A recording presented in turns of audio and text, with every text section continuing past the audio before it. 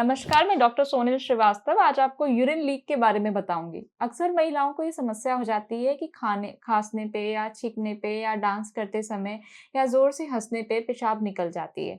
इसको हम इनकॉन्टिनेंस कहते हैं। अगर ये इन सब कारणों से होता है, तेज हंसने से या डांस करने से, तो इसको स्ट्रेस इनकॉन्टिनेंस कहते हैं। ये भी 3 प्रकार के होते हैं। एक अर्ज इनकॉन्टिनेंस होती है जिसमें महिला अपने बाथरूम करने जाती है लेकिन उससे पहले उसकी पेशाब छूट जाती है। एक मिक्स्ड इनकॉन्टिनेंस होता है जिसमें कि ये दोनों ही परेशानियां उसको झेलनी पड़ती है। इनके अनेकों कारण हो सकते हैं, या तो ये इन्फेक्शन हो सकता है या कोई न्यूरोमस्कुलर प्रॉब्लम हो सकती है, या डिलीवरी के समय हो सकता है कि कुछ मसल्स, कुछ नर्व्स का डैमेज हो गया है, या जो एंगल है वो उसका बिगड़ गया है, या एज के साथ पोस्ट मेनोपॉजल वुमेन्स में ईस्ट्रोजन की कमी की वजह से भी ये हो सकता है।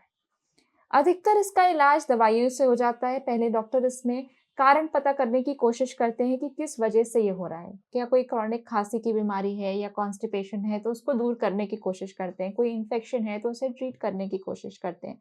साथ ही साथ कुछ अल्फा एड्रेनर्जिक ब्लॉकर्स आते हैं या इमिप्रामिन या दवाइयाँ आती हैं जिससे उन मांसपेशियों को या स्फिंक्टर्स को मजबूत करने की दवाइयाँ दे के कोशिश करते हैं ताकि वो ठीक हो जाए। अक्सर डॉक्टर हमें कीगल्स एक्सरसाइज के बारे में भी बताते हैं और हमें सलाह देते हैं कि हमें दिन में कई बार वो एक्सरसाइज करनी चाहिए। ये एक्सरसाइज कुछ खास नहीं है, हमें बाथरूम रोकने की प्रक्रिया जो है वो कई बार करनी चाहिए दिन में, जैसे कि कीगल एक्सरसाइज करते हैं। अगर कीगल एक्सरसाइज से या दवाइयों से भी फर्क नहीं पड़ता तो एक इलेक्ट्रिकल स्टिमुलेशन होता है जिसमें हम पिनेडल नर्व को स्टिमुलेट करते हैं और कोशिश करते हैं कि जो नीचे की मसल फ्लोर की जो ताकत है वो वापस आ जाए, जो लॉस हो चुकी है। फिर भी अगर फ़र्क नहीं पड़ता तो एब्डोमिनल या लैप्रोस्कोपी मोड से हम टाँके लगा सकते हैं, जैसे कि बर्च कॉल्पो सस्पेंशन कहते हैं, या फिर हम टीवीटी, टीओटी स्लिंग्स आते हैं, हम उनका प्रयोग कर सकते हैं। उससे हम क्या करते हैं, जो एंगल ख़राब हो चुका है या जो सीधा हो चुका है ब्लैडर और यूरेथ्रा का रास्ता, उस एंगल को ठीक करने की कोशिश करते हैं।